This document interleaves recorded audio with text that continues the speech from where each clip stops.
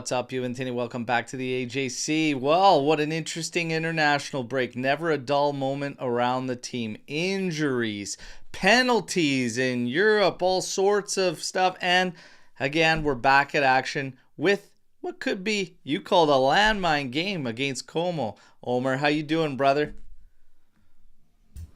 Good morning. Good morning. I'm fine. Hello, chat. Hello, everyone. Hello, Berto. Good morning. Yeah, I'm fine. All good. Yes, another landmine. That 12:30 match, 12:30 p.m. Awful one. Oh man, 3:30 a.m. That's the espresso match for me, and I will be bringing you a watch along. And yes, it will be following a year-end team party with my team, so it'll be an interesting watch along, I think. But we're gonna have a lot of fun here, covering everything that went on in this past week in the build-up to this match, and we do have a little bit of news today going into this matchup that Chigrova will not be available. That's the latest from Giovanni Albanese.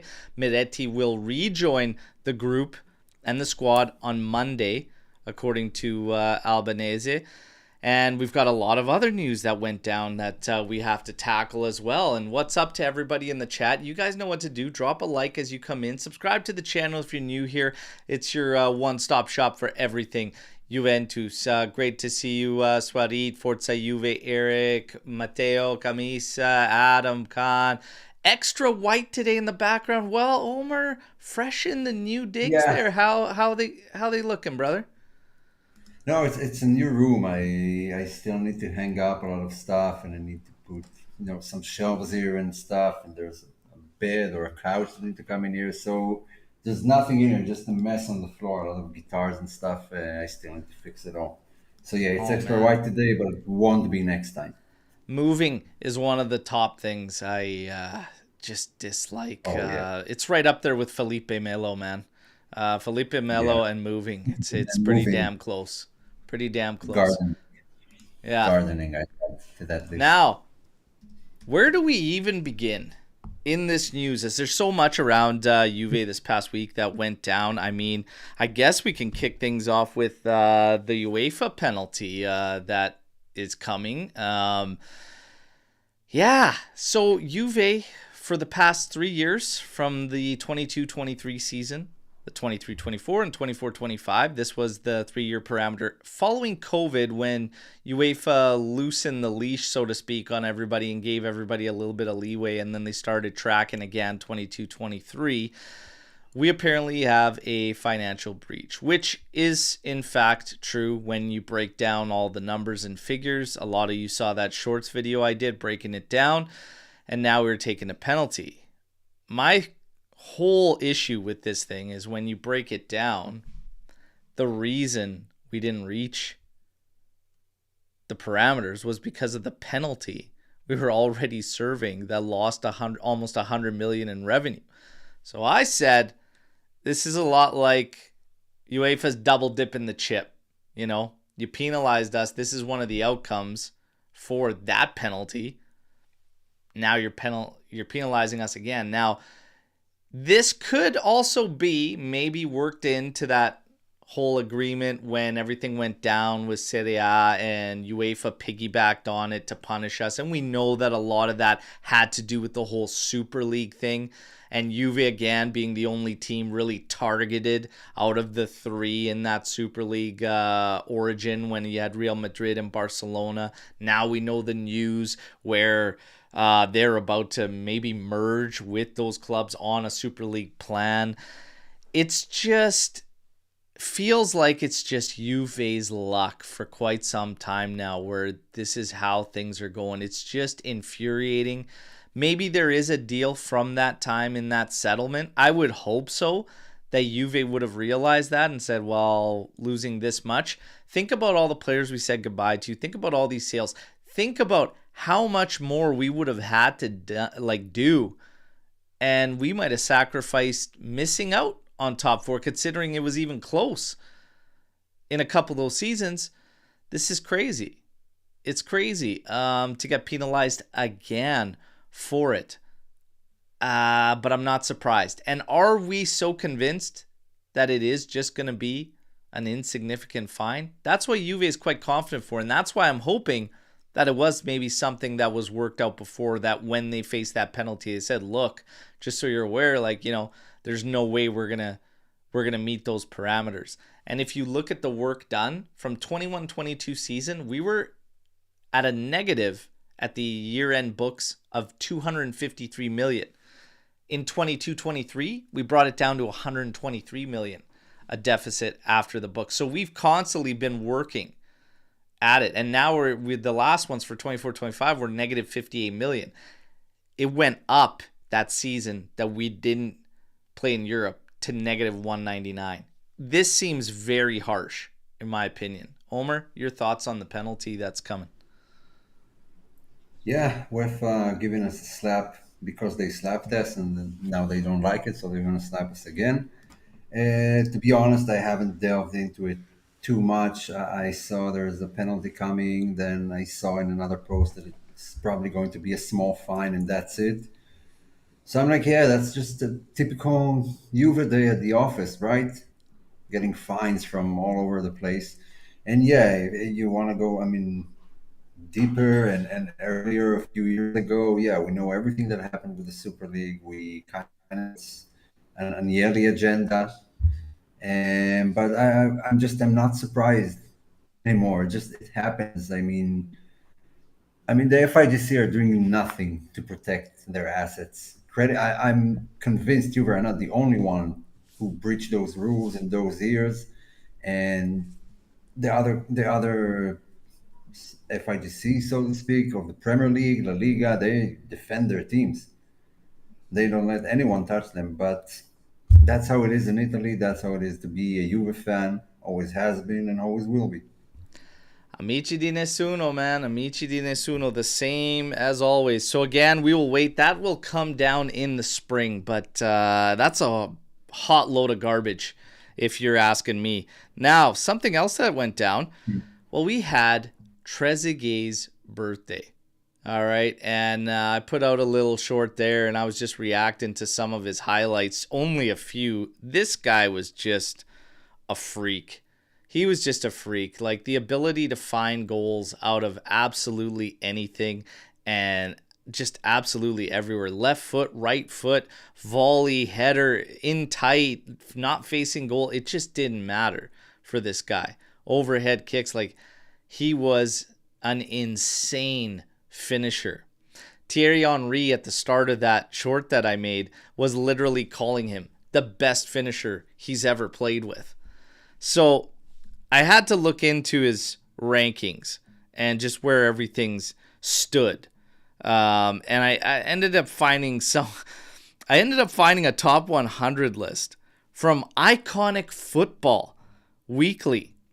And I passed it along to you, and I was waiting for how long it would take for you to say that list is wild. But it is a bit interesting. We'll let everybody know, I guess. Trezeguet sits at number 94. Number 94 on this list.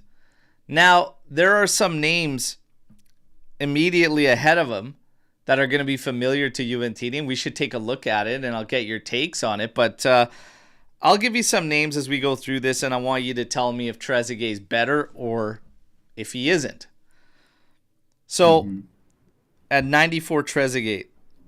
At 92, Tevez. Tevez or Trezeguet?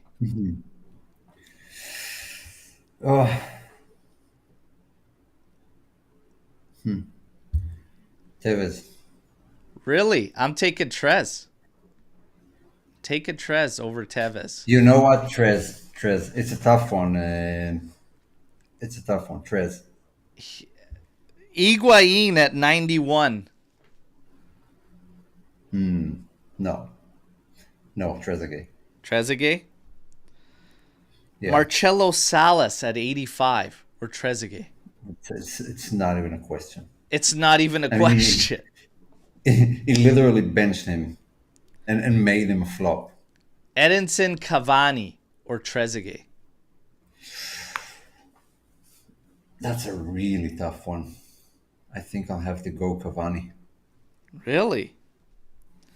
Yeah, I mean, all of them are not like the same player, and then there's a lot of context to it. Yeah, well, go through the list. Gianluca Vialli. Viali. This one is tough for me because Vialli had a lot of similar abilities, scored a hell of a lot of bangers, and he just had a little bit more power to him and everything. I think what we're starting to see is when you're starting to think about like Cavani and stuff like that, and I even said this about Trezeguet, I don't think that this day and age of fans would appreciate Trezeguet, and I think like he would take so much heat for the technical aspect of things in his game because he looked awkward. He was this guy that he was almost unassuming at how lethal he was as a finisher. You know what I mean? But Vialli there, I'll probably lean towards Vialli over Trez. There's a lot of names in here, man. Fernando Torres, Trezeguet, Torres at 62.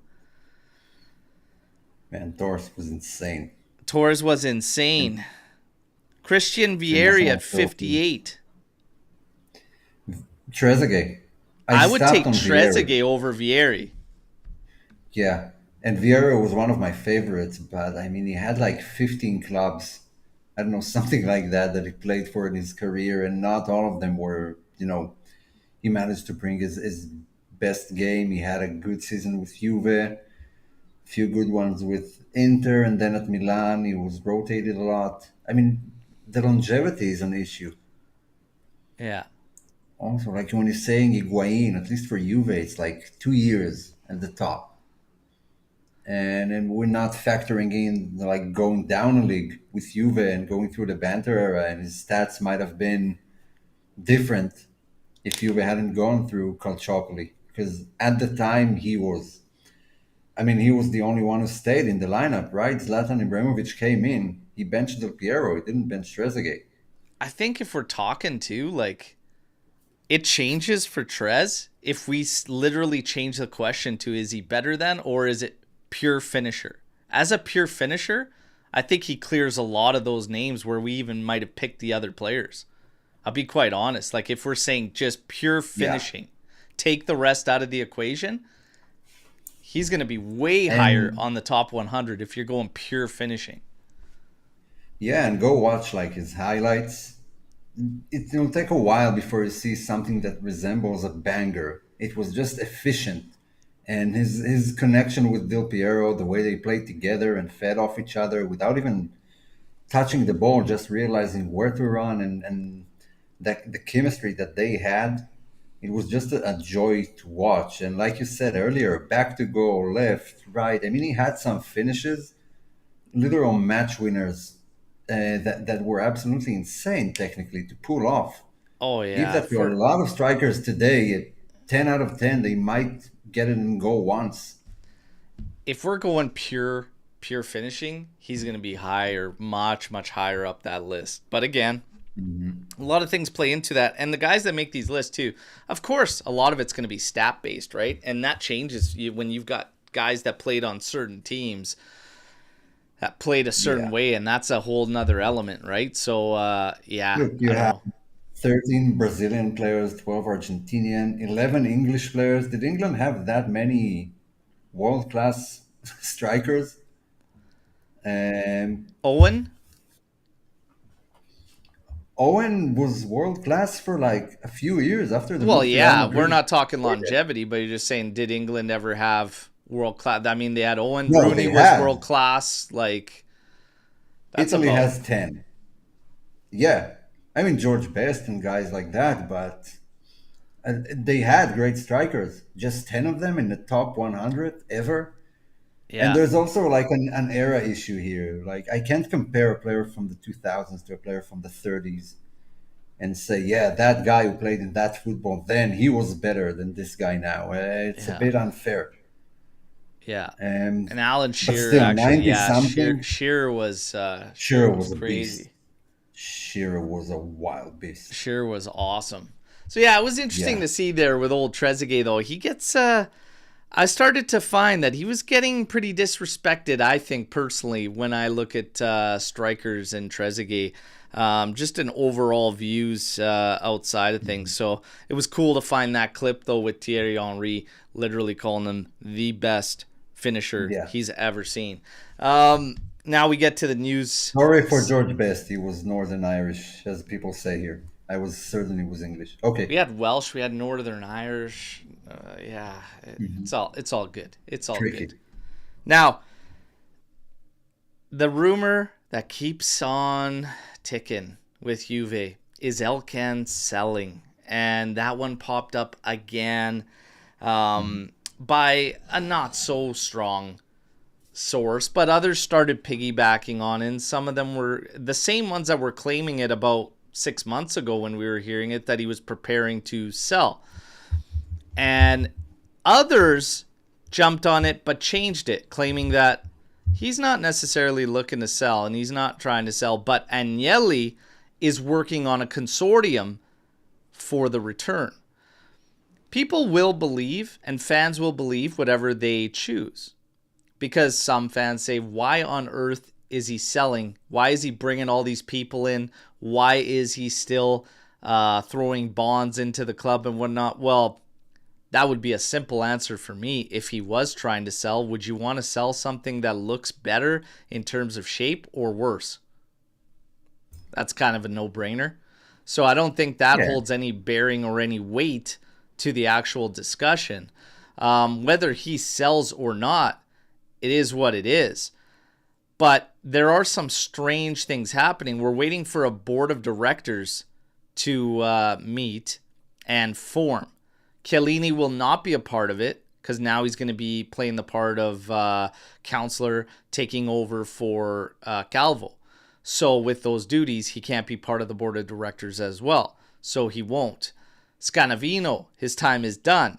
Tether has picked up an extra 1.5% in shares, but they continue to have to push their way through interviews and social media, and it feels like there's zero acknowledgement from Elkan. And that's probably the strangest part about this whole thing, because regardless of, some people say, well, I understand why you wouldn't want to trust them, they're a crypto company, etc., all this.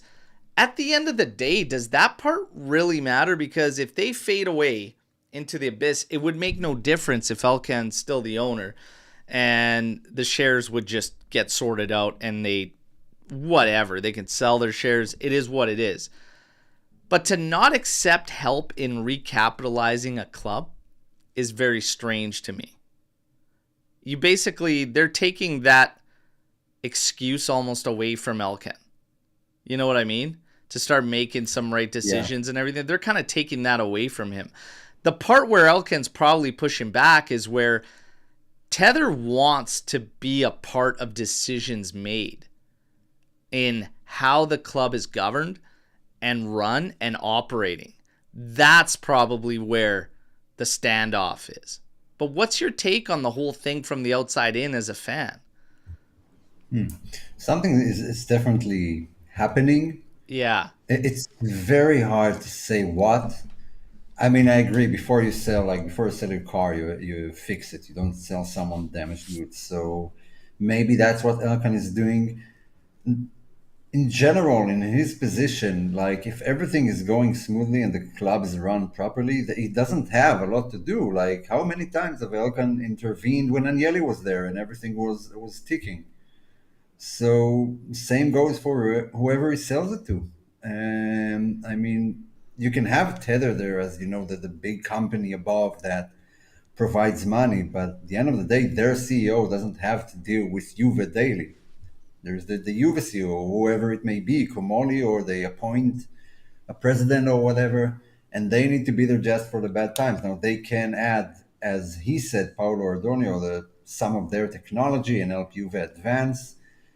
Part of advancing like into the major leagues is the big money, whether you like it or not. And being Juve and a publicly traded company makes it really hard for Juve because again we're getting fines every other year, so something is off when other rich clubs just go on spending sprees and pay no fines whatsoever. So yeah, money is the name of the game right now, and Tether has it by the shitloads. And so I have no idea what's happening, but something is moving. I don't think it will happen, like that, just fast, and it will be a bit of a longer process than we expect. But still, something is moving. Yeah, there's something going on, like all these pieces coming together and all these moving pieces. Something's going down. But let's get to the question and let's ask the chat. Are you okay with Elkan selling? Do you care who the next owner is? Look, yes and no. I mean, how long will I hold on to romanticizing Juve and the Agnelli family for years? How low will Juve have to go before I give that up? Because not long ago, you mentioned Alan Shearer, and not long ago, Saudi Arabia bought Newcastle, and Newcastle were once a great club, and then they kind of fallen off the rails. Yeah. And then when they bought, Alan Shearer had a post, the club is saved and whatever. And whether we like it or not, yeah, they're back in the Champions League every year. They're making big purchases, good purchases of players, of managers. So yeah, the money kind of brought them back. It's not the way we like it, and it's not the way it should happen, but it is happening regardless if we like it or not. So maybe, just maybe, the earlier it happens to Juve, the better. And just keep holding on to what once worked, like an Ajax or a Celtic or whatever, and just fade into the background of football. Yeah. I tied with Agnelli family. If Juve is not Agnelli anymore, I feel like I've lost the emotional connection with Juve. This is a sentiment that's shared amongst a lot of fans. And my question to those that feel that way is, where's the connection evident in the Juve over the past 7 years? Where's that connection been? Where is it apparent? Where is it evident? Because I'll tell you what, it's not there. It's not there in how we've operated. It's not there in how our values, our culture. It's all broken. It's like we've been trying to find that restored value in the club, bleeding down from the top down. And that's why. Because it doesn't come with Elkan. It just doesn't come.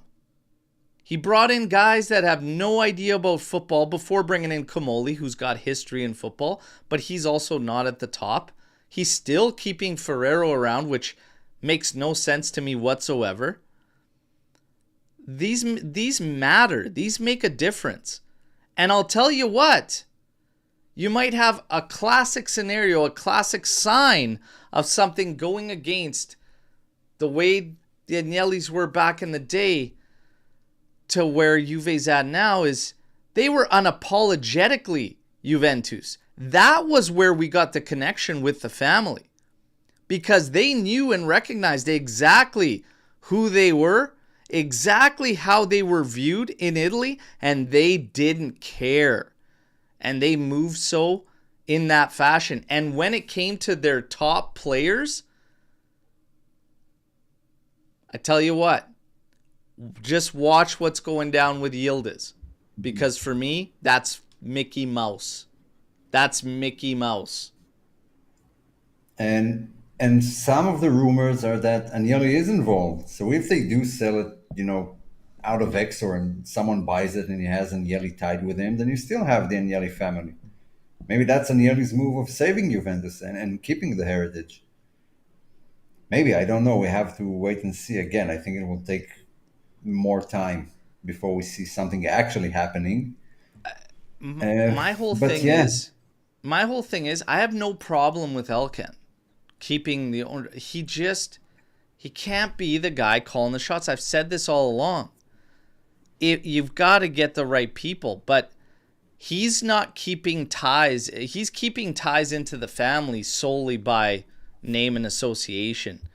but nothing of the Juve we've experienced for many years now consecutively has any any symbolic signs or feelings of a Juve of old.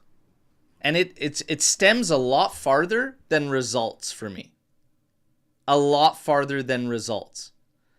Scattered, chaotic, weak at times, not willing to fight the fight where they need to fight the fight.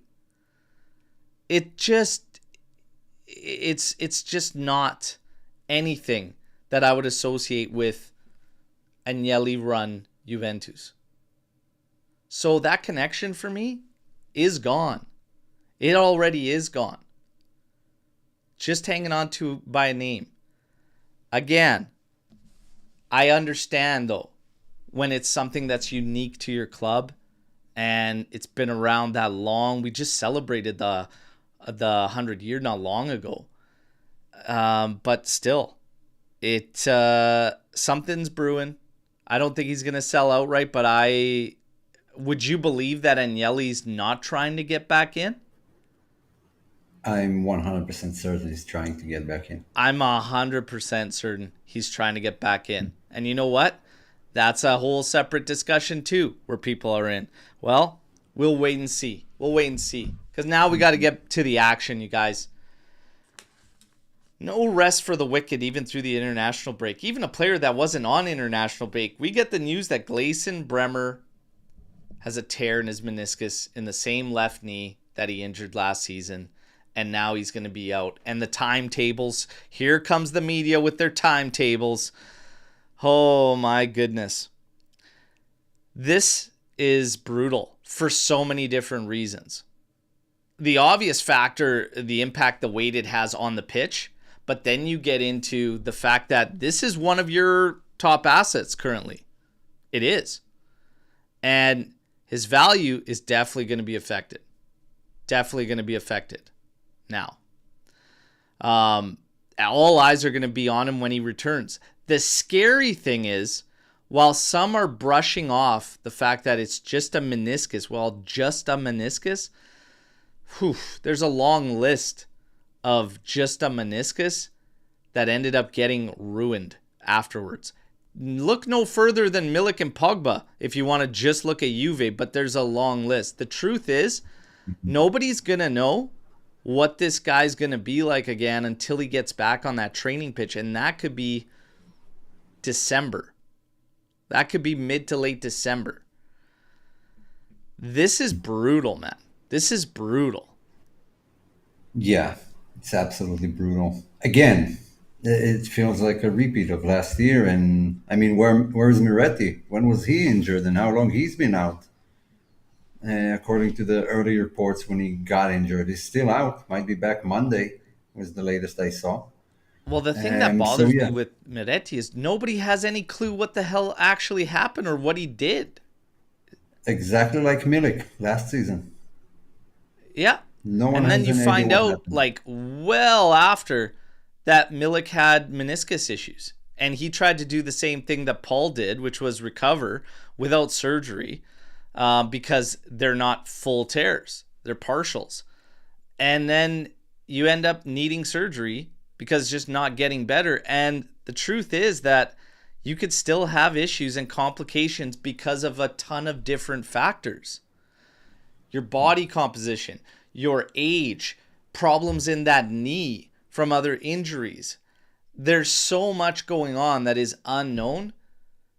But yeah, we have to be cautious, and this thing could go either way with Bremer. And it's a damn shame. Yeah. Because like I said, even for Bremer, there's absolutely no shot now for Carlo calling him into the World Cup squad. I don't think so. He'll be probably returning to action in January, unless he hits the ground running and he is strong with no issues whatsoever. He can maybe have a shot, but he still wasn't getting the call anyways. Well, I did post a photo of him at the gym yesterday, but yeah, it's a huge blow for Juve.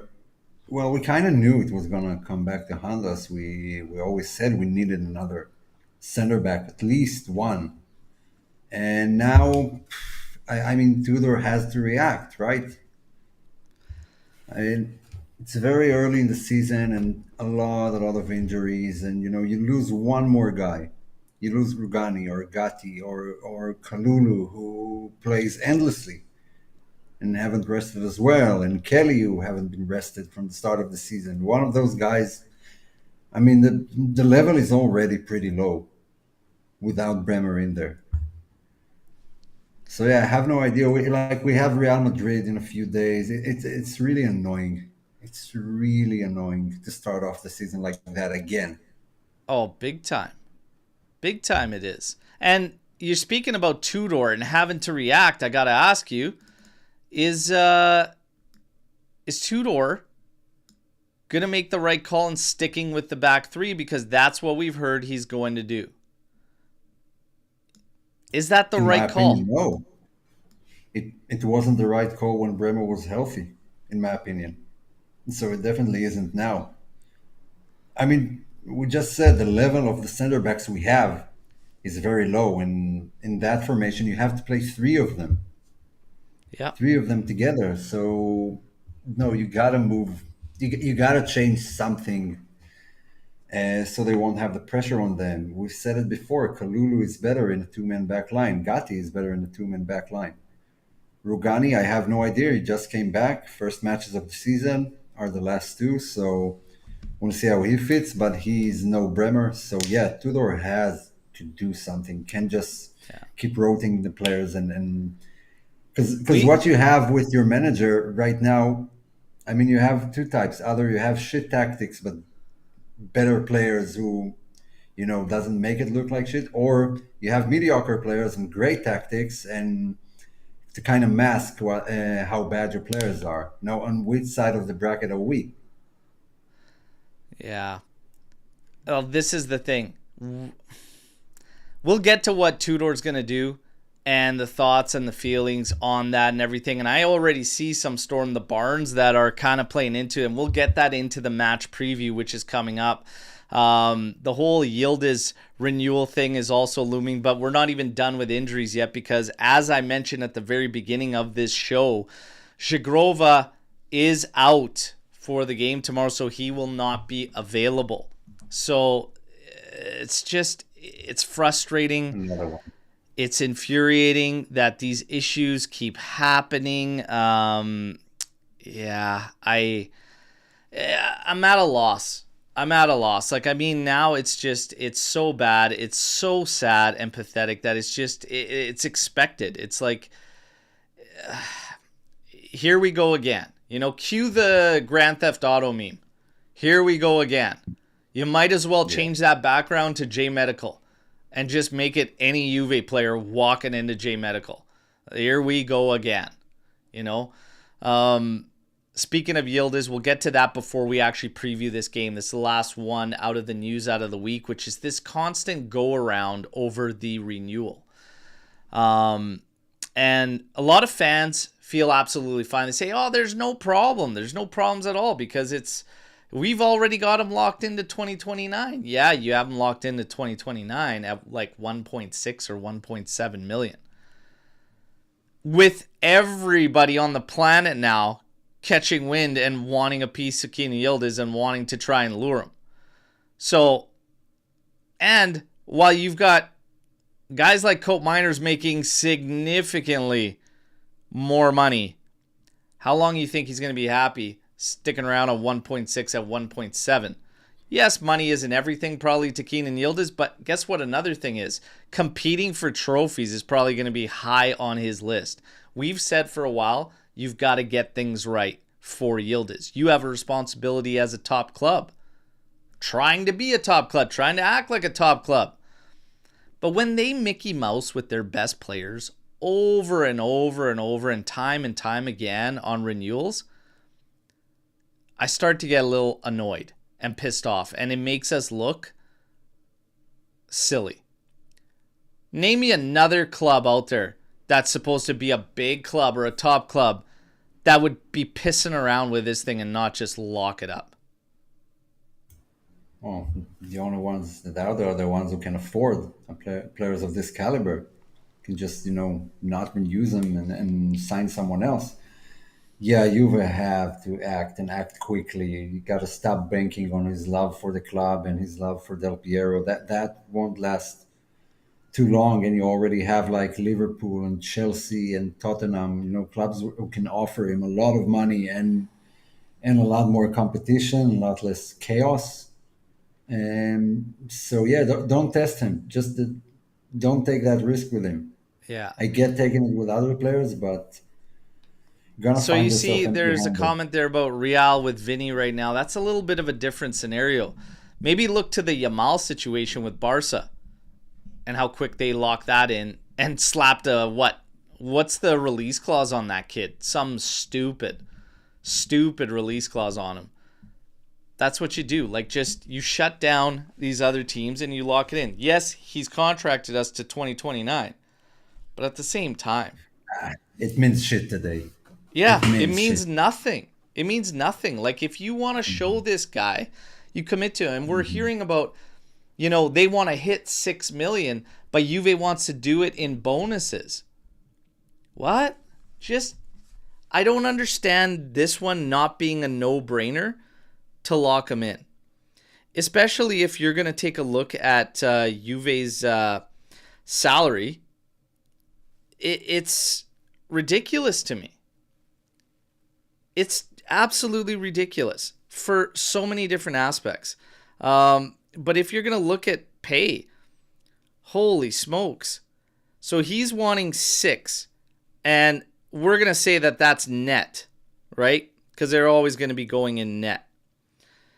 Man, Jonathan David's at 6. Bremer's at 5, like net, before any bonuses. Lois Obenda, who just came in, is at 4. Like, it just, give him the 6. Give him the 6. Give him the 6 mil without bonus. It's done. You're going to be saying goodbye to Vlahovic's salary after this season? Just don't play games. If you actually care about keeping this guy, because I'm still led to believe that this kid, I wouldn't be surprised if he's not with us past 2 years, to be honest. Like, the way things are going, the way this team operates, the things we're doing, it's going to be a damn shame. That's going to be one where I'll actually be upset. But the thing is, while you have him here, while those feelings are strong that he wants to stay and he wants to continue, that's where you don't fuck around. That's when you just say, okay, yeah, you know what? This is probably the easiest contract renewal they've had to do in quite some time. Because all the other guys had stories around him, injuries, question marks, all this. This kid's got no question marks. He's easily marketable. He's the next big thing next to Lamine Yamal. What the hell are you waiting? And he's producing for you. Since Tudor has come in, he's got fantastic numbers. This is silly, man. And compare him to the other guys his age, the other like youngsters who are coming through the ranks and how much they're making. Not at Juve, worldwide. Your Lamine Yamals and Pedri's and all those guys and how much they're making. Eventually it's gonna start to itch. I mean, just Big time. don't test him. Just get it done. That's the name of the game right now. You wanna keep a player like that in your roster in your current situation. You're gonna have to pay up. 1.5 million is shambolic to a player of his caliber and then how much he can make in today's football. So yeah, don't get too comfortable. I mean, he might not be here in a year or two if things Yeah. keep going like that. That's the thing, is just, it looks so Mickey Mouse to me when it's an easy call, a very easy decision to make. Like, 6 million is nothing crazy to make 6 net. To remind everybody, Vlahovic is still looking for double-digit salary wherever he goes.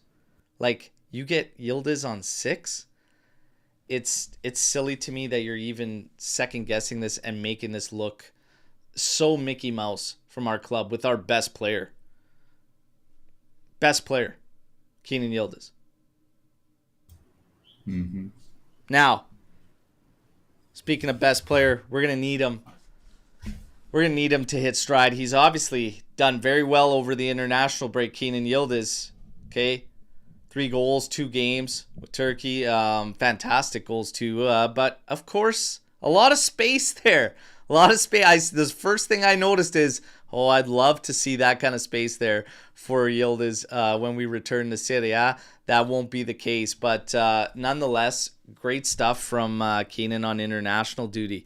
He's going to be called upon to, and he has been called upon to be a major focal point for this team moving forward. We talked about Jagrova's out, Bremer's out, Tudor's got to react. When you look at these two teams, Juve's still unbeaten in Serie A, one of the only 2 sides that are unbeaten. But again, a frustrating run of draws that we have to snap out of. And today is labeled a must-win in many people's eyes. Pundits, fans, you got to win this one. You've got to win this one against Como. It's very, very important, especially on the backside of the news, like the Bremer injury and all this. These are the games you got to take 3 points. It's not going to be easy. It's not like we could just disrespect Como, but you've got to get a win if you're Juve. We have posted 5 consecutive stalemates for the first time in 2 decades after the draw against Milan. Unbeaten in their last 23 Serie A matches against Como. That's Juve. A run dating back to January of 1952. History suggests Juve can pick up a maximum points this weekend. But history, oh boy, we can't rest on those laurels, right? So for Como, they're sitting on 9 points after 6 match days. They play a very, if you're talking about a team that kind of knows who they are and has an identity and whatnot, Como is one of those teams. They definitely have a good understanding amongst the group from Cesc Fabregas's ideas and what they want to do. And it's going to be interesting to see them line up. And we'll talk about some of these in-game management scenarios that could creep up through this one. When you look at the form in all competitions between these teams, Como comes in through all comps, by the way, 2 wins, 3 draws, and a loss. Juve, 1 win, 5 draws coming into this game. Injuries, Juve, Bremer, Cabal, Miretti. For Como, Docena, Adai, and Sergio Roberto and Diao. And they're also going to be without Rodriguez, who will continue to serve a 3-match ban. Projected lineups before we get to our keys to victory and players to watch. So here's your projected lineups going into this one. This is Como, okay? Pretty straightforward, 4-2-3-1. Now what happens defensively is it becomes like a 4-1-4-1 is how they shape up defensively, and that kind of lines them up to balance and transition you either left to right. So it kind of morphs while you're in game. That's who they're going to go with. No surprises. No surprises anywhere in there. Now, when you look at Juve's, we've seen 2 scenarios. So let's go through number 1. Seeing this one out there, obviously David up top. We saw that he was still going to play Kalulu as right wing back with Gatti, Rugani, Kelly. This would be insanity, playing literally every center back you actually have on the team. I can't believe Tudor would do this. So I'm going to say that this is not going to be what you see from Juve. This would just be absolutely ridiculous from our coach. So let's just say no. This is probably what you could get against Como before playing Real Madrid in Champions League. So you're going to have 3 out of your 4 center backs playing, but he's got Gatti in the heart again, Kalulu on the right next to him, Kelly there. You see Cambiaso as your right wing back, Kostic as your left wing back, Locatelli, Thuram, Chico, Yildiz, and Vlahovic. So let's break this thing down here. I see problems in both of those setups, I'll be quite honest. But there's a lot of discussions too about this is the time to go to a two striker setup to try and get your strikers firing, and you could still have Yildiz in a creative role and whatnot. You could accomplish that with a three-man back. Omer, what do you think? How do you think Tudor should be lining this team up now? What do you think about going to a two-striker setup? Do whatever you have to do to protect the backline a bit more, because I'm looking at that backline, and we can't have those three guys tested all match long. We need to protect them, and the way to do that and have a stronger midfield. So yeah, take someone out of the attack and push them into the midfield. Because I got nauseous just seeing the Kelly Kostic combination out there on the left, and if Tudor is going to surprise us, then he's going to shove Coop Miners in there instead of Thuram because of Real Madrid, and then we're going to have the nightmare of all nightmares. And yeah, it doesn't feel too good. I have no idea what Joao Mario has done to fall so down the pecking order so much. And so yeah, I wouldn't try any of those two.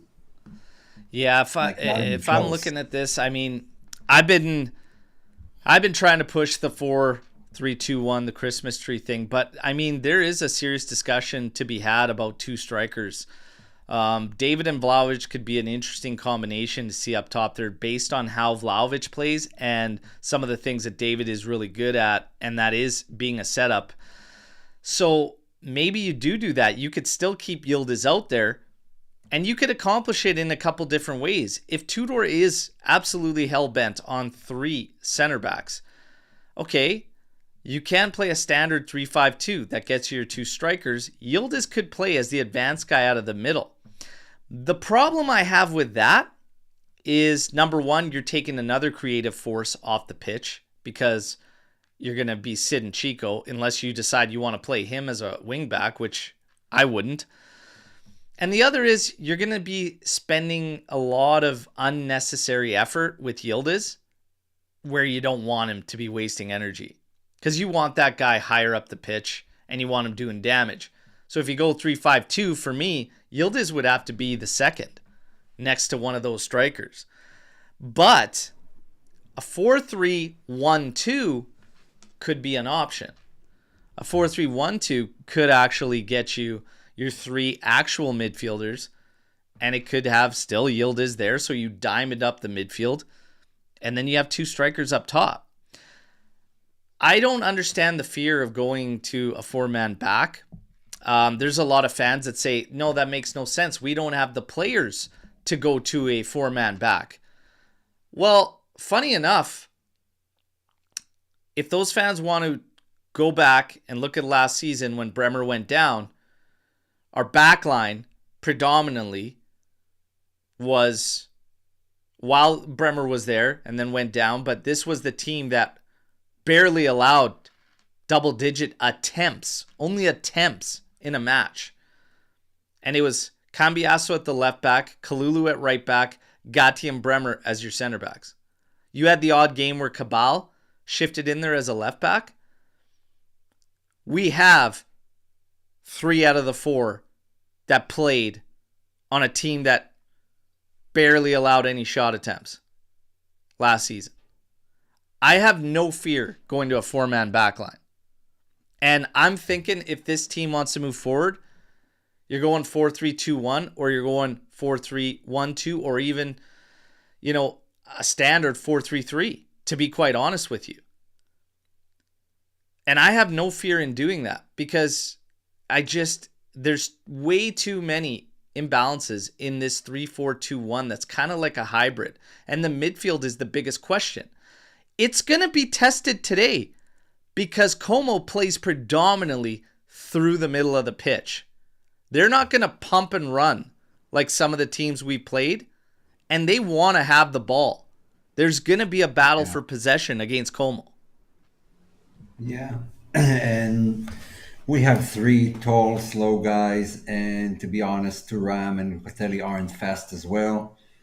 And Como are playing a lot of one-touch football, a lot of movement, and I see our guys getting exposed easily. because none of them has the anticipation that Bremer has and the reading of the game. Bremer cuts those attacks by intervening before the ball reaches the defender. He does that a lot.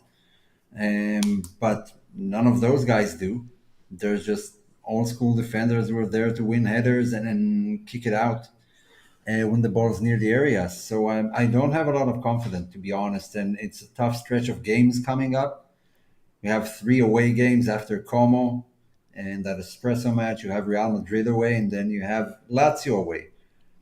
Those are 3 really tough matches. And with all those injuries and who's available and who isn't, I mean, yeah, that game is a must win, but that's a big fucking landmine. Big time. Coming big back time. from international break.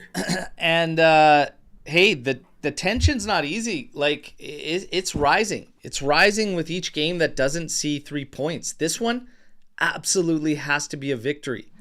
You know, we talked about expectations going into Madrid, and we'll tackle that on the post game to this one. But it's like, this one, you have to find a way. Doesn't even matter how.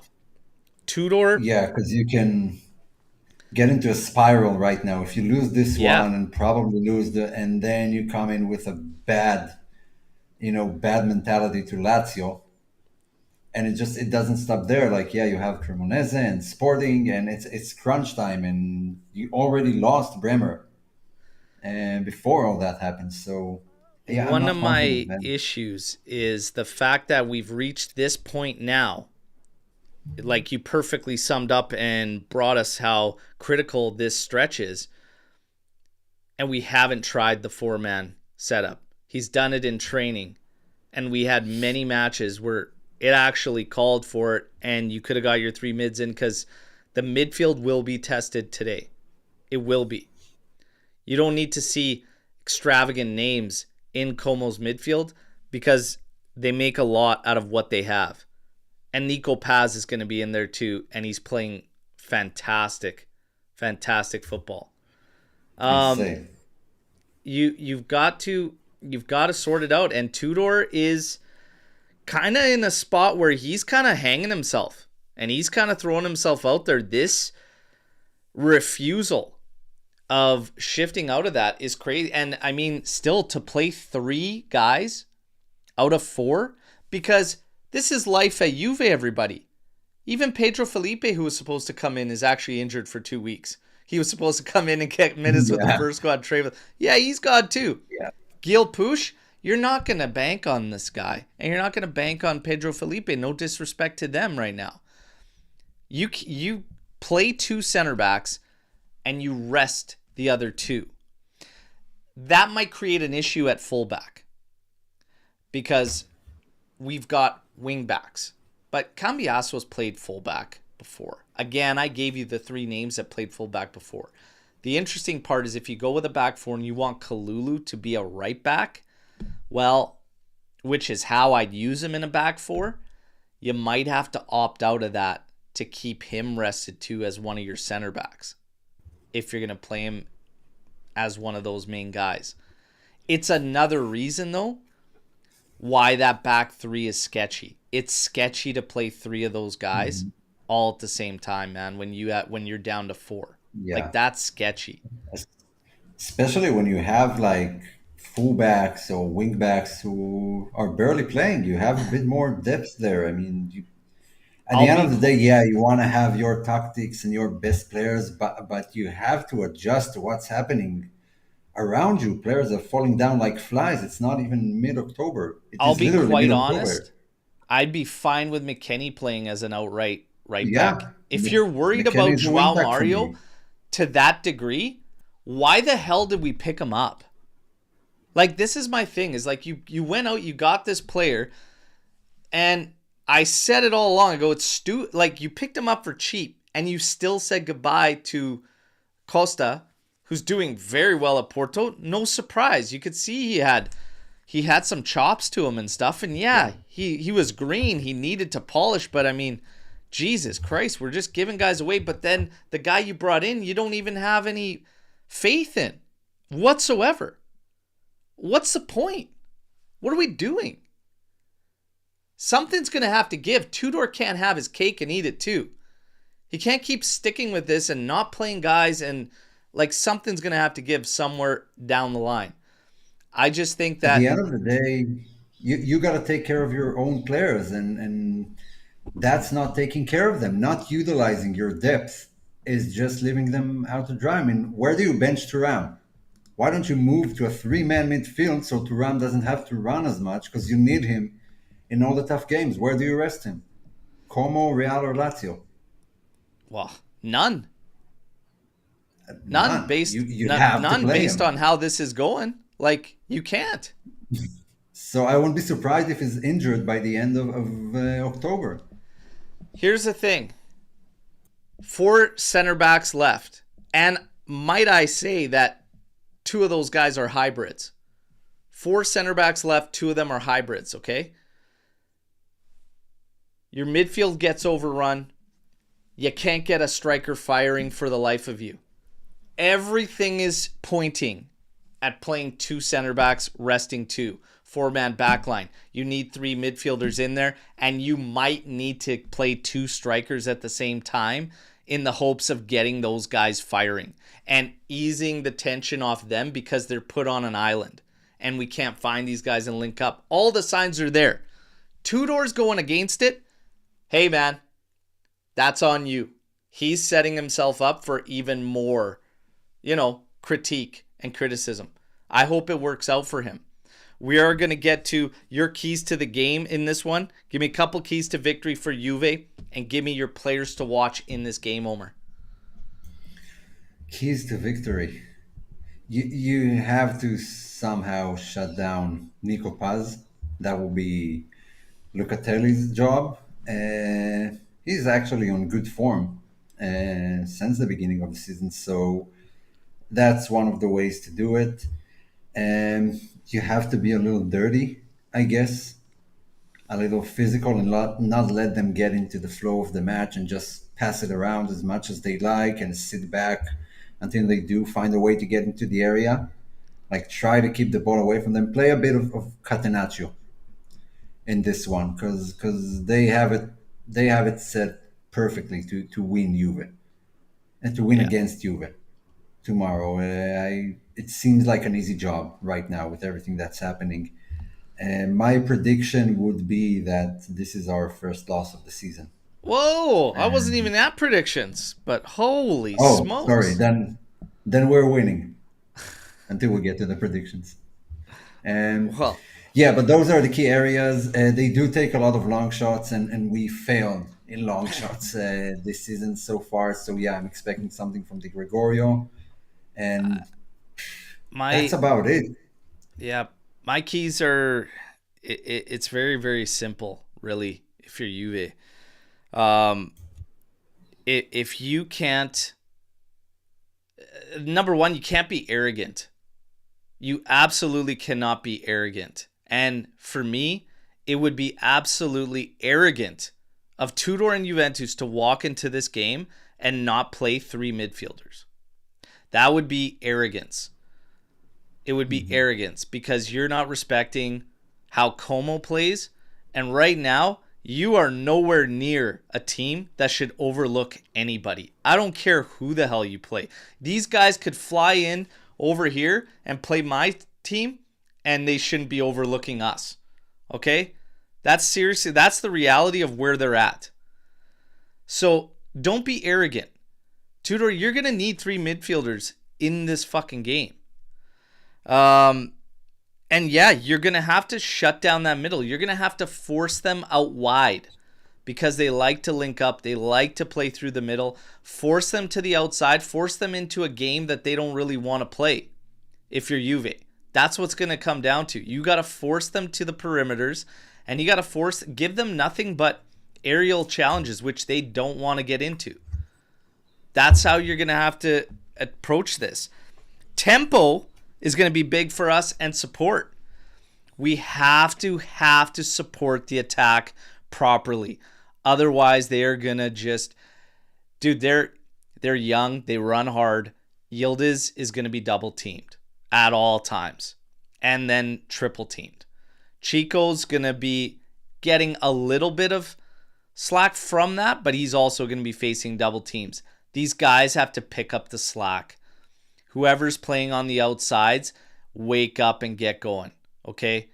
Cambiaso, wake up, man. Way overdue to wake up. You've got to contribute. You absolutely have to. Otherwise, tell your agent who's running around there making comparisons to Maldini to shut the fuck up. That guy's agent is a fucking moron, okay? Cambiaso has a moron for an agent, okay?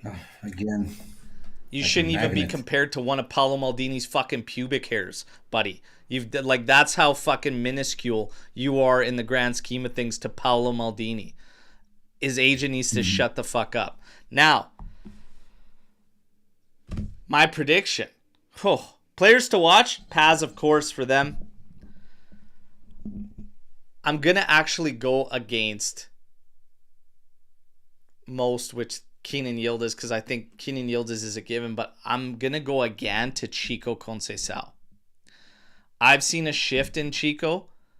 I've seen him play more of a team game this season. I've seen him play a lot better since Tudor has come in. And, man, I was starting to get this feeling, and now obviously it's not a question for this Como match because Jagrova's out. But I was like, man, I'm not so sure that Jagrova's going to do all the extra stuff that Chico does that Tudor might go away from, which is a lot of that grunt work and that dirty work that Conceição doesn't mind doing at all, and still finding a way to be effective offensively. So I'm going to say Chico Conceição for Juve, for player to watch. But prediction time, Omer, now you can elaborate on where you started off there. Yeah, it feels, like I said, like a huge landmine that we are going to step on. Like you said, and based on the formations we just saw. I mean, yeah, Juve can't be arrogant coming into this match. They have to treat it like it's important, because it's super fucking important, this match. Yeah.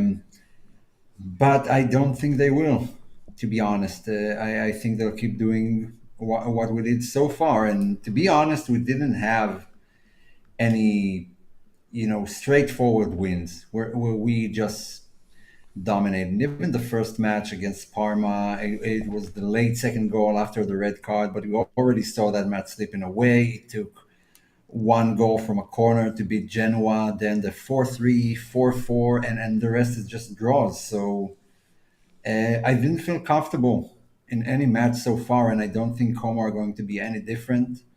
Their players haven't gone to international duty, so they had 2 weeks to prepare together for that match against Juve. They already have great chemistry between them. Like I said earlier, you either have this version or that version. So they're the second version. They have players who are punching above the weight because they understand their coach's tactics, and they bought into it. So it's going to be a really tough one.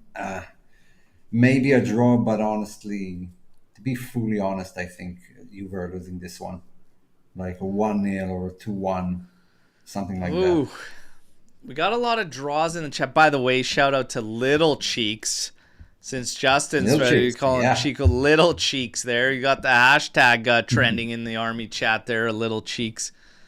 God, I'm not there yet. Okay, guys? Take it easy. But I agree with Conceição, the player to watch. Yeah, that's the one. A lot of draw calls. 2-2 there from Gio. Adam's going with a 2-1. You know what? It's the knee guy's birthday today, old Skanga. Maybe that's a good omen going into this game, or maybe not. Maybe it's like him saying bank it. Yeah. And then, Omer's prediction comes true. I think I'm feeling this is going to be an ugly, ugly draw, you guys. Like, I could see it being a 1-1. I have little faith in calling clean sheets for Juve. I think we were extremely fortunate to walk away against the match against Milan with a clean sheet. I don't think we're keeping a clean sheet against Como either. 1-1. If Juve squeaks it out, it would be a 2-1 victory, but I have a feeling this one ends up in a 1-1 draw. I hope I'm wrong. And again, I'll be having my year-end team party today, and maybe I'll do the prediction video after a few beverages, and maybe I'll be a little more optimistic, and then maybe you'll get a different prediction. So we'll wait and see. But yeah, that's kind of what I'm going for. And early man of the match, who would your way too early man of the match call probably go to? Uh, I think Locatelli is going to put in a shift against Nico Paz. He's going to work his ass off against that guy. So even if we do lose, I think he'll be the one to stick out. Yeah, that's a good shout too. And he had a beautiful showing for the Azzurri in their last outing Yeah. too. And it's so funny to me, man. Nowadays, you just got these people that change their fucking opinions like the wind, man. And it's like the same guys after the one Azzurri match with the own goals all over the place against Israel. They're the same guys that are like, Locatelli should never get the call again. Wasted no time to try and get clicks, likes, and whatever, saying, man, Locatelli is so disrespected, whatever. Motherfucker, you were one that disrespected him, and now you have the audacity to put out a video ignoring. These guys just ignore, like, the videos they made a month ago to just, like, of shitting on the guy to make this big underappreciated video, or like, oh, man, what a performance. It's like, shut up, you guys. Holy... You have way too much in this world, in this day and age. Like, there's a ton of great quality content out there. I said a million times, as a fan, as a football fan, not even just a U fan, it's amazing how much great quality content is there at fans' disposals nowadays. But holy shit, mixed into it, you just have the flavor of the week, trend chasing, clout chasing garbage out there too. Locatelli has not been a problem or ever been one. It's crazy to me. I love that shout, Omar, and I'm going to say that I wouldn't be surprised if he gets it as well, and I'll give it to him as well. Now, we get to Storm the Barn. Kick things off with George, who's... Yes. Tudor's a terrorist, by the way. There is no reason to believe he is able to turn this around. He has never done it before in his career. Sack him ASAP. Woo! Okay. George, I hope you feel better. That one came in at the start of the show, so I hope you feel better now. Okay? Oh, just calm down. It's okay. It's going to be okay. Calm down. Deep breath. Woosah. Woosah. It's okay. It's okay. Sikoko, doubling down. Tudor has till next international break. Make or break. Man, I mean... I look at it this way. Like, we're already paying Mota, right? So firing Tudor right now that he has a longer contract, you're gonna have to pay him as well while you employ a new guy. And honestly, my main concern with the money right now is renewing Yildiz. So if keeping Tudor with his terrible or whatever, but renewing that Yildiz contract, yeah, I would keep Tudor. That's where my priorities lie right now. As far as if he can turn it around, maybe, at the end of the day, we've talked about it before, at some point those managers have to take the next step. Like, you can't have the top of the top right now. You're going to have to find someone who's going to take the next step for Juve. If it's Tudor, maybe, probably not. I believe most would say that he's not the guy, but he has it all to prove. I mean, so we're just going to have to wait. He's been underwhelming so far. It's an interesting spot to be in, because here's my thoughts. It's like, Juve should never be a stepping stone scenario, not for players and not for coaches. And we're dangerously at that range. And this is something that's brought upon with the ownership. This is something that's brought upon with Elkan as well. And you could say that's whatever happened with Max happened with Max. Like, we can't look at this scenario and just say like we should have kept him. Like there's some that are saying that's like no, that needed to be changed. Okay, but this whole thought, because I'm kind of the mindset that on what planet does a top tier coach want to walk into this scenario right now with Juve? It's very slim. But money also does talk. And here's the thing. I said it maybe the last live, if not the one before.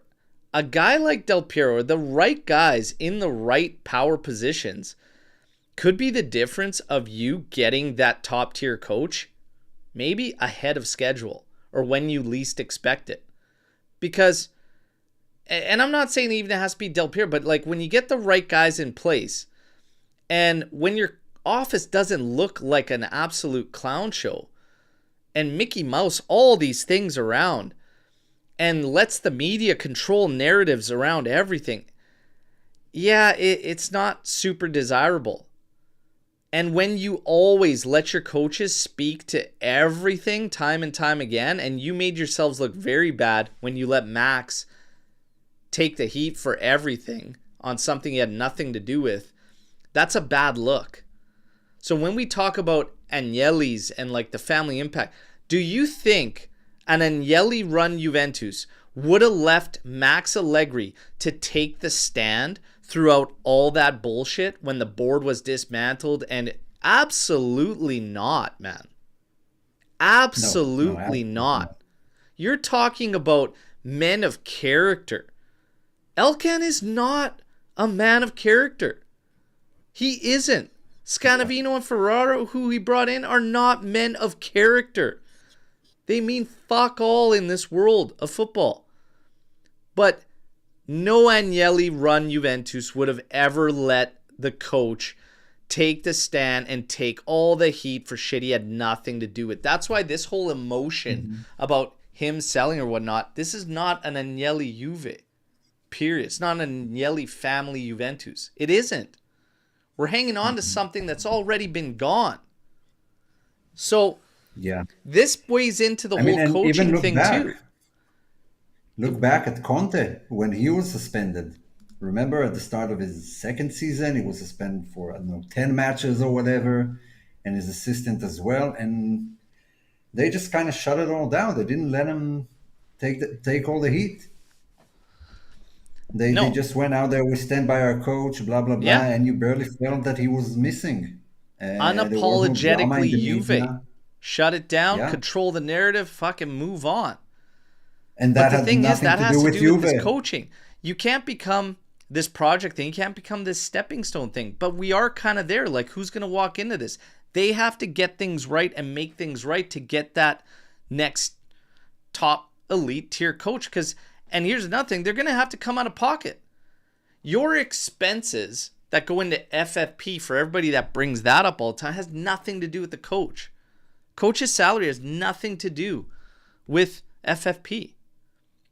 Take the stab and take your top tier elite coach.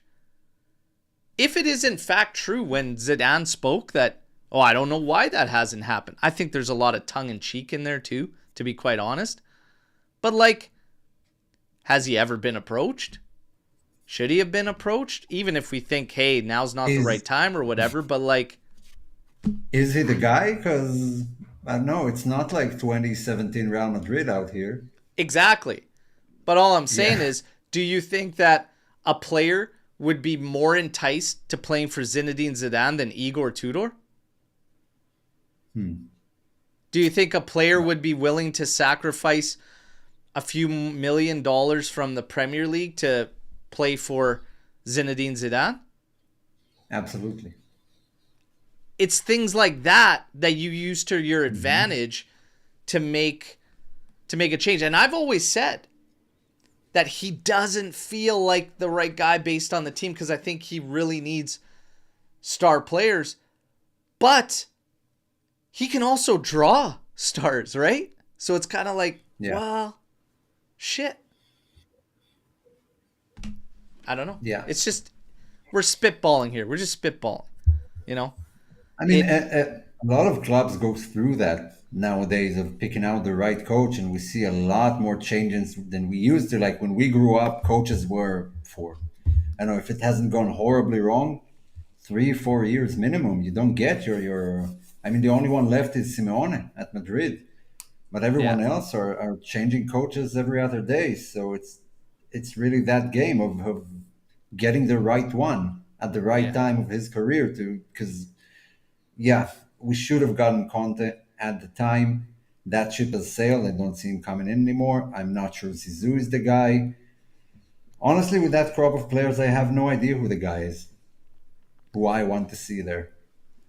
Zizou would be cool, but how long would that affinity for him last? The first loss, Tuna, and then you'll see Yeah. AI videos made of him taking an RKO off the top of a ladder in a WWE ring. Yeah. Dude, and some of these, actually speaking of AI, some of these AI videos out there are killing me.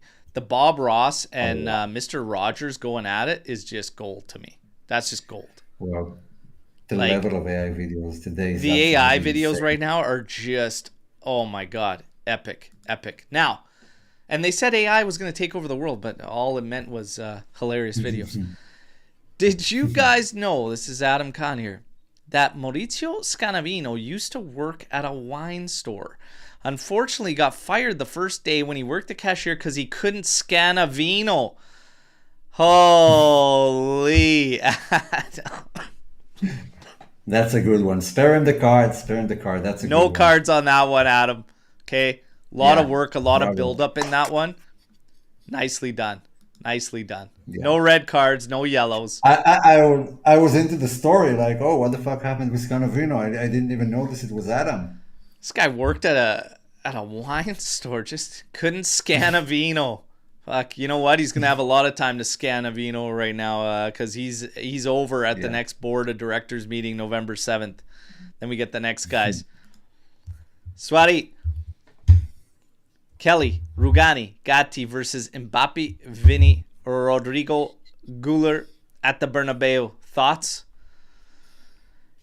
Kenan Yildiz shows him who the real best Turk is and runs roughshod. But sadly for us, it just makes Real Madrid have a huge hard on for him. Have you ever watched the Exorcist? Yeah. Yeah, that's scarier.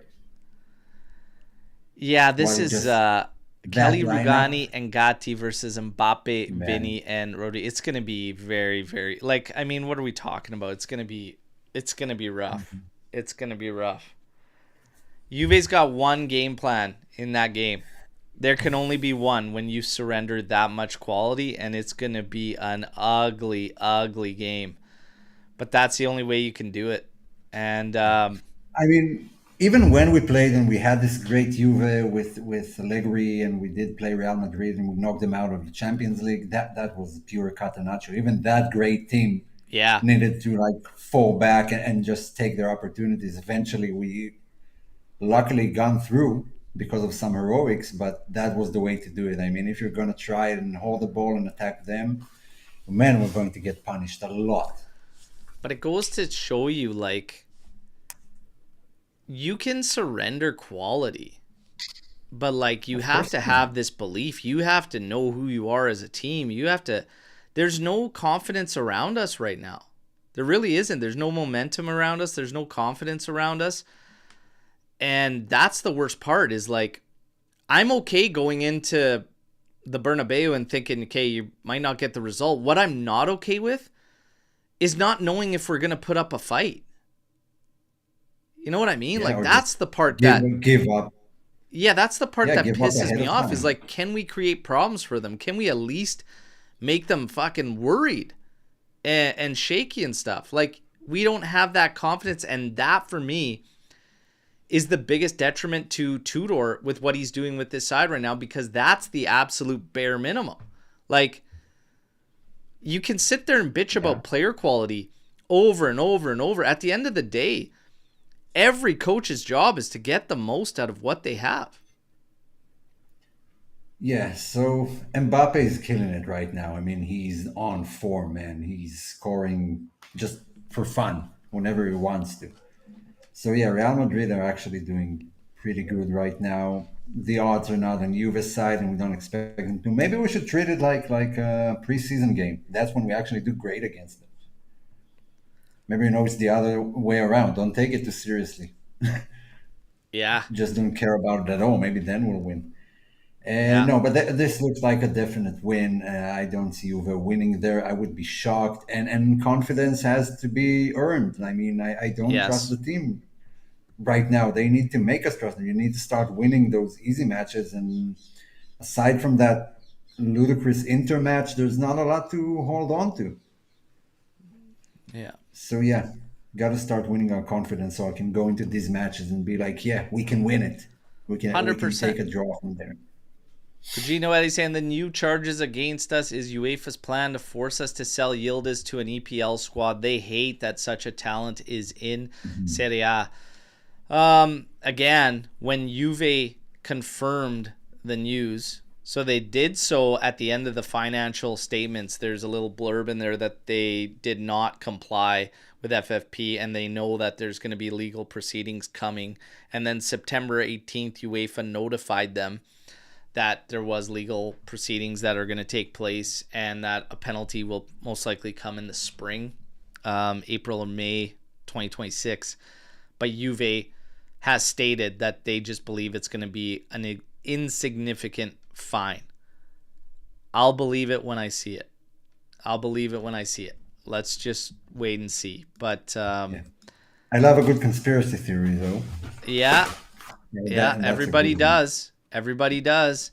Can Poop play as a makeshift center back given our defensive crisis? Absolutely not. No. From the midfield, his tracking, his zone coverage, even on man-to-man, it's bad. I'm not. No. I'm not sure he can play Monopoly right now, let alone football. No, he hasn't been good in any of his, devised position, the position that he should be good at. So yeah, I wouldn't take a crack of him at defense. I'll take like 10 players ahead of him before I try him at center back. Yeah, there's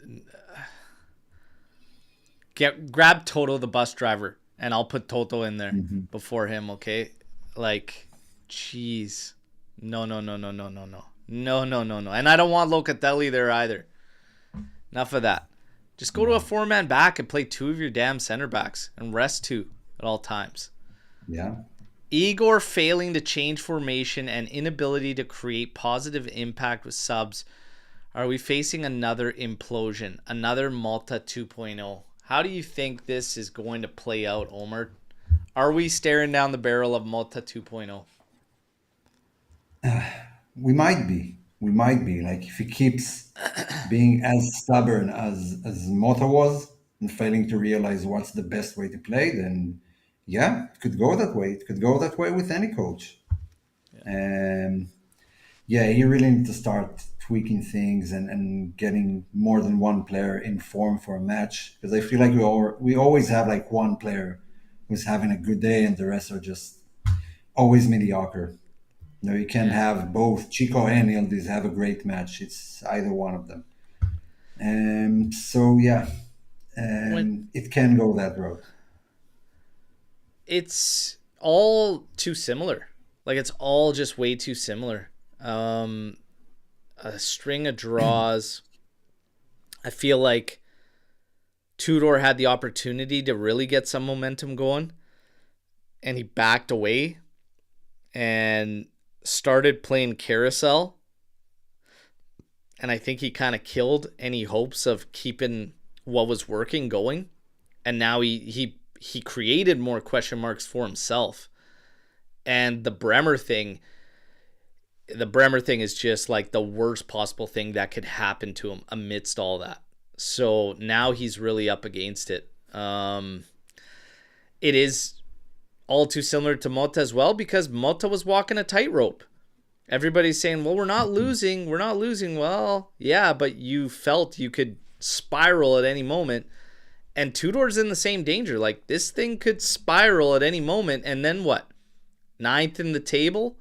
8th in the table? Like, At what point, if you're Juve, do you say, holy shit, we got to get things going? Because, again, keep in mind everything that's going on in Juve's world. You need that Champions League money. You're about to get a sanction from UEFA. That may or may not include a transfer ban for the next summer. Nobody really knows 100%. Juve's expecting this fine. Maybe it was a part of a deal. But like, if there is that, that makes January kind of important for Juve because you would have to act then just to cover yourself. But the finances are huge. Juve pretty much has to hit top 4. Like, they have to qualify for Champions League. So this is a sketchy situation. People are saying you can't keep changing coaches. I agree, but you got to hit top 4. And if that becomes a threat, that's the first position that's going to be questioned. Yeah. You're not going to go mid-season and change your entire roster. So that's naturally where you go in sports when you're trying to initiate a change or turn the tide. Yeah. I feel like you are the only team who might actually benefit from a transfer ban. Fuck, it might be a blessing. Jesus Christ.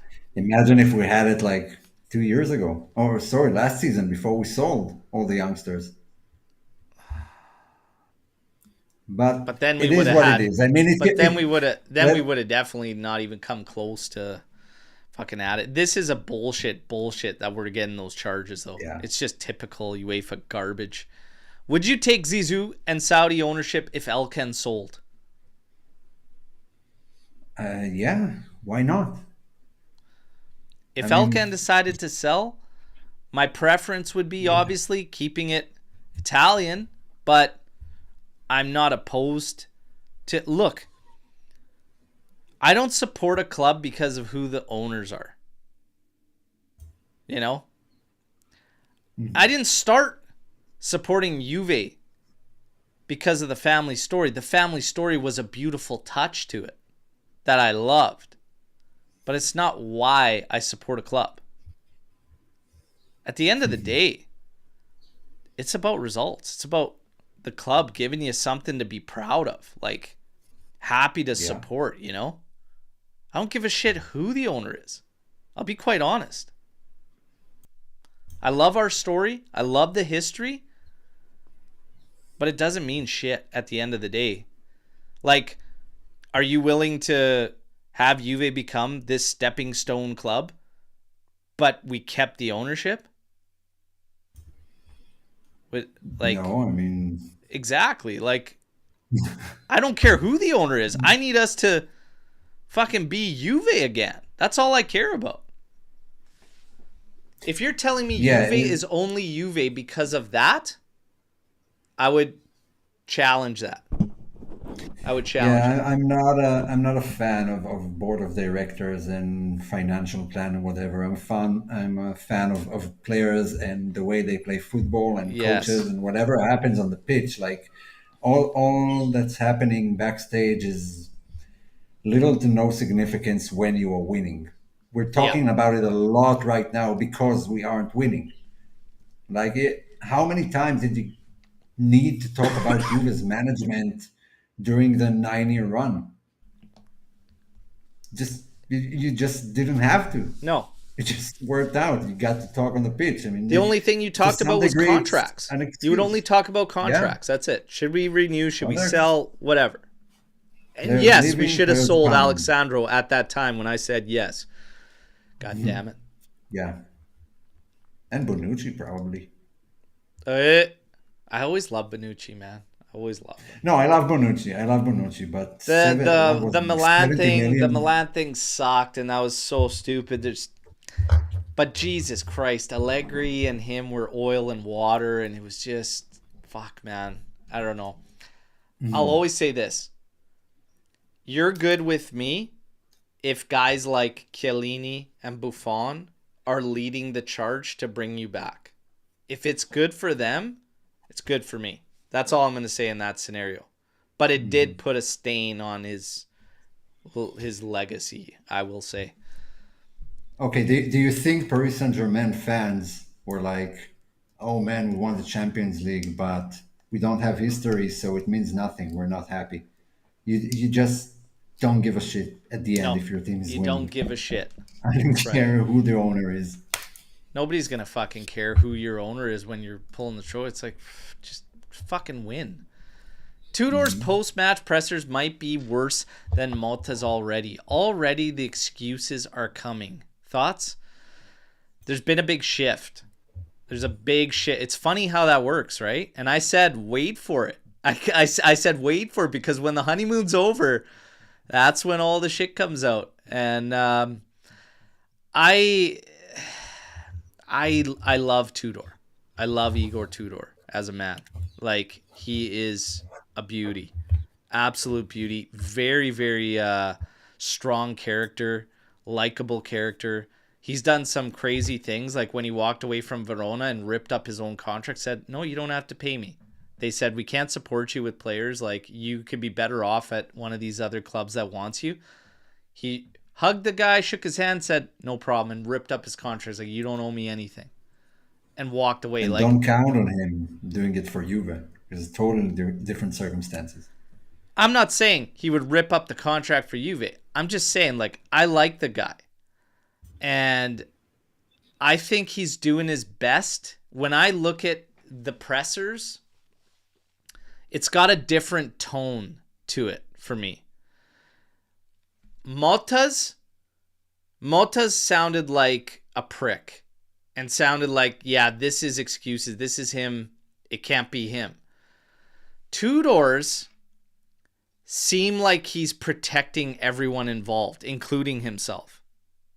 It's a little bit different. It's got a different like undertone to it for me, where he's more protecting his players. I don't know if he's hypersensitive to the situation that he walked into with all these guys, like fucking, like he's got this thing about the locker room where that is like number one, and he is not sacrificing that for anything, for the world, and he is protecting the players and he is protecting himself from the situation, and he is trying to de-escalate every single result. But the reason I think it was protecting is because even in the victories, he always had a level of like balance and humility in there as well.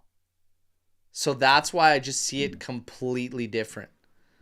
But I can also see why it sounds like excuses, because it's frustrating to hear we can't play a two-man. No, we can't do it. Or we can't do a four-man backline. It's like, what do you mean you just can't? So I get it.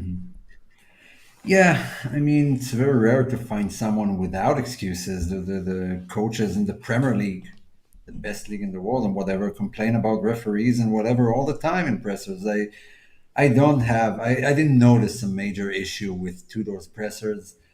Definitely not similar to Motta's, who was arrogant, like he already won everything as a manager, and came in with this level of arrogance that was just uncalled for, and it was just horrible. I hate hearing him talk, and I don't have that issue with Tudor right now.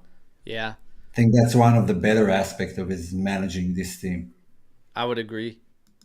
When was the last time you Igored your what?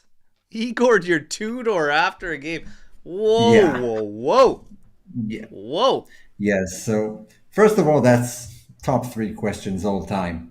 Storm the barn.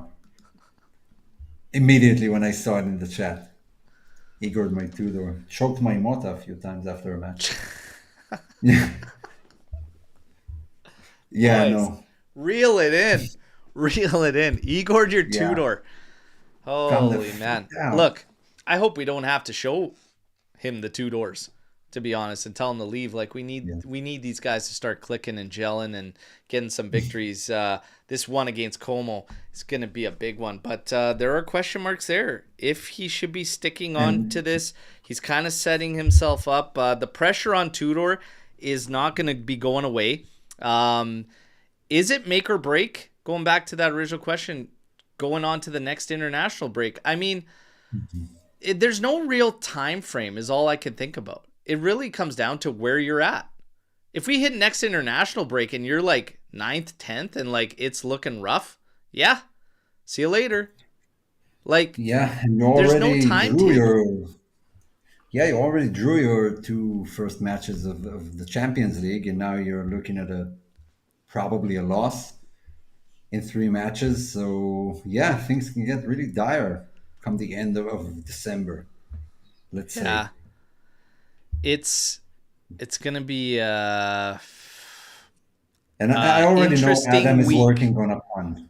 interesting 7 days with Yeah. Como, Madrid, and then Lazio. It's gonna be a very interesting 7 days, everybody. And all I'm gonna say is, buckle up, buckle up, lads. We are gonna go through it together. Okay, I do have one Storm the Barn. We're not shutting it down right now, but buckle up. It's gonna be rocky. Now, yesterday was October 17th. Okay, I went down the path of some history and went all the way to October 17th, 2010. Okay?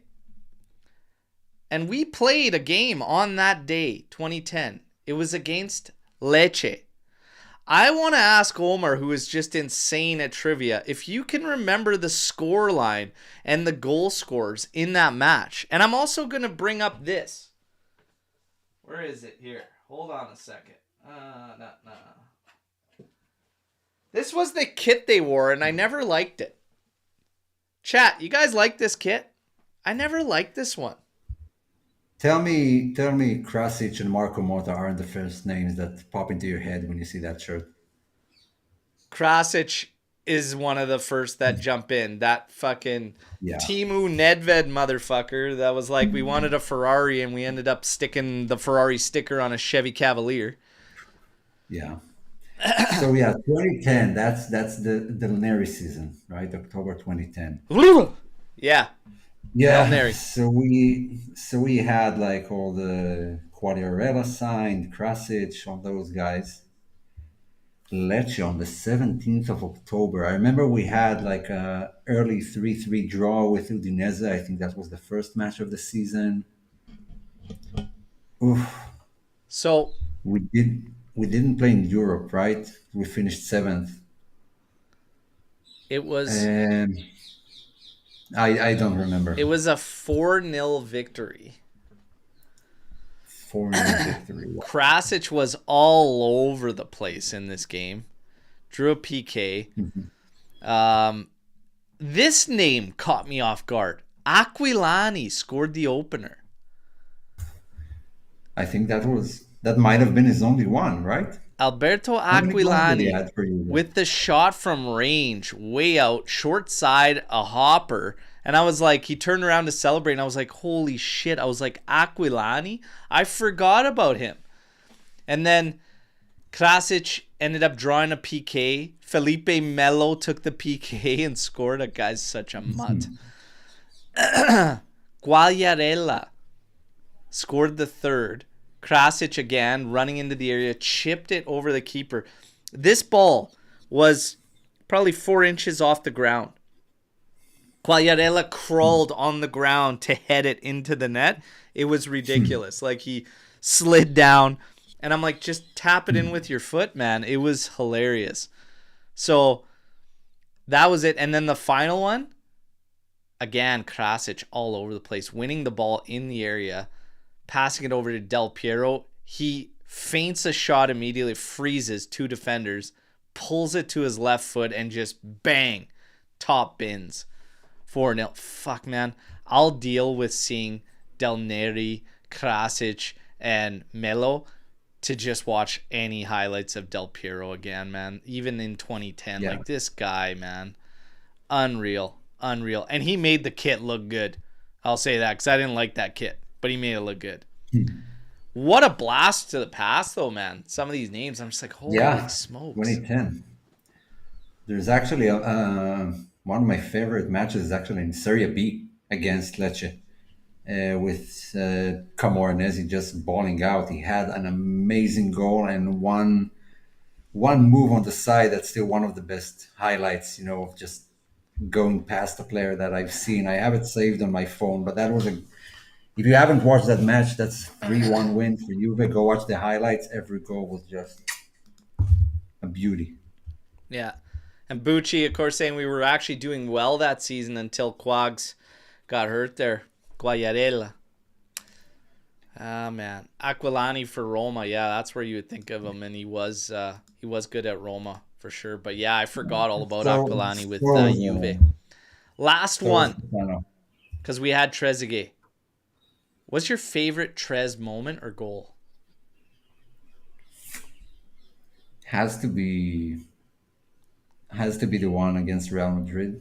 In that Champions League? Yeah. Yeah. That goal Yeah, was what great. was it? He had no room. He had no room either. No room. And that's Yeah, Casillas. that was just left foot.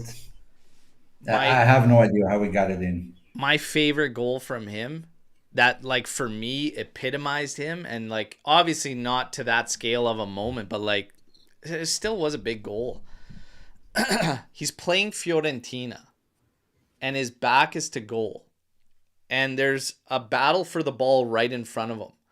And the ball bounces off a Juve player, hits Trez in the chest, and it was like, what the fuck? It hit him in the chest and popped up, and he immediately, like it was just a bang, bang, bang, bang, ball bounces, hits him in the chest. He turned immediately and just fired the fucking thing into the back post. And I was like, what the hell?